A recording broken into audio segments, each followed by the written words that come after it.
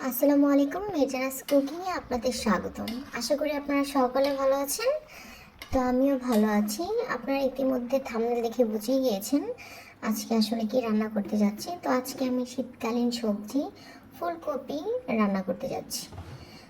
তো পুরো ভিডিওটি না টেনে দেখতে থাকুন এবং আমার চ্যানেলটিতে যারা নতুন আছেন তারা অবশ্যই চ্যানেলটিকে সাবস্ক্রাইব করে বেল আইকনে ক্লিক করুন এবং লাইক, কমেন্ট ও শেয়ার করে পাশে থাকুন। তো আসুন আপনার প্রয়োজনীয় উপাদানগুলো ধাপে ধাপে রান্নার প্রক্রিয়ার মাধ্যমে কিছু টিপস দেখি। তো রান্নার শুরুতে মাঝারি আঁচে একটি প্যানে কিছু তেল গরম করুন।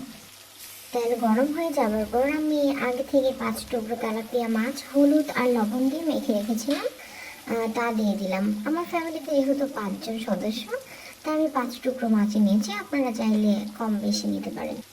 আরেকটি কথা, অনেকেই মাছ ভাজার সময় মাছ ভেঙে যায়, তার কারণ হলো তেল ভালো করে গরম না করি অনেকেই মাছ কড়াইতে দিয়ে দেয়। তাই মাছ ভাজার আগে ভালো করে প্যানটি পরিষ্কার করে নেবেন। দেন প্যানটি গরম হওয়ার পর তেল দিয়ে দেবেন, আর তেল গরম হয়ে যাওয়ার পর মাছ দিয়ে দেবেন।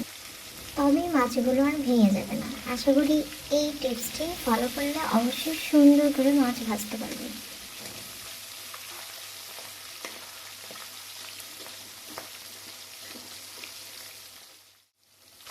মাছগুলো আমার ভাজা হয়ে গেছে, আমি এ পর্যায়ে মাছগুলো উঠিয়ে নেব।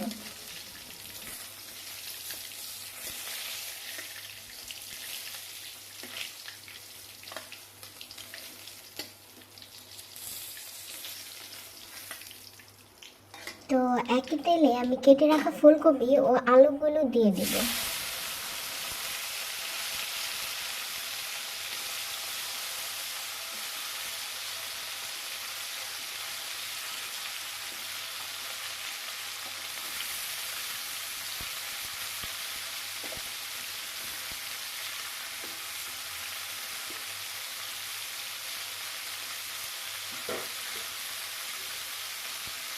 এখন আমি পরিমাণ মতো লবণ দিয়ে দিয়েছি। আসলে শীতের সিজনে ফুলকপিটা একটু বেশি ডালে, মানে খেতে একটু বেশি ভালো লাগে। তো আশা করি যদি আপনারা এইভাবে ফুলকপি রান্না করেন তাহলে আপনাদের একটু বেশি ভালো লাগবে। আর যারা আগে রান্না করতে জানতেন না, তাদের জন্য আমার মনে হয় খুব ইজি হয়ে যাবে। তো এখানে ফুলকপি আর আলুগুলো আমি ভালোভাবে ভেজে নিয়েছি। তো এই পর্যায়ে আমি হলুদের গুঁড়ো দিয়ে দেব। আমি এখানে 2 চামচ হলুদের গুঁড়ো দিয়ে দিচ্ছি। এখন আমি মরিচের গুঁড়ো দিয়ে দেব। মরিচের গুঁড়ো আপনারা আপনাদের টেস্ট মতো দিতে পারেন, কারণ আমার ফ্যামিলিতে মোটামুটি ভালোই আমরা ঝাল খাই। তো ওইটা আমরা মাথায় রেখে আমরা 2 চামচ মরিচের গুঁড়ো দিয়ে দিচ্ছি। তো আমি অলওয়েজ কিছু না কিছু ঝামেলা সবসময় বাধাই। তো এখানেও কোনো ব্যতিক্রম হয়নি।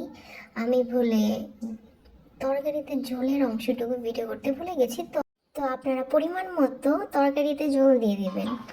আর আশা করি আমার আজকের রেসিপিটি আপনাদের অনেক ভালো লেগেছে এবং এমন নতুন নতুন আরও ভালো ভালো ভিডিও পেতে এবং রান্নার টিপস জানতে অবশ্যই আমার পাশে থাকুন। আর যারা আমার চ্যানেলটিকে সাবস্ক্রাইব করেননি, অবশ্যই তারা সাবস্ক্রাইব করে বেল আইকনে ক্লিক করবেন এবং বেশি বেশি লাইক, কমেন্ট অ্যান্ড শেয়ার করুন। ধন্যবাদ।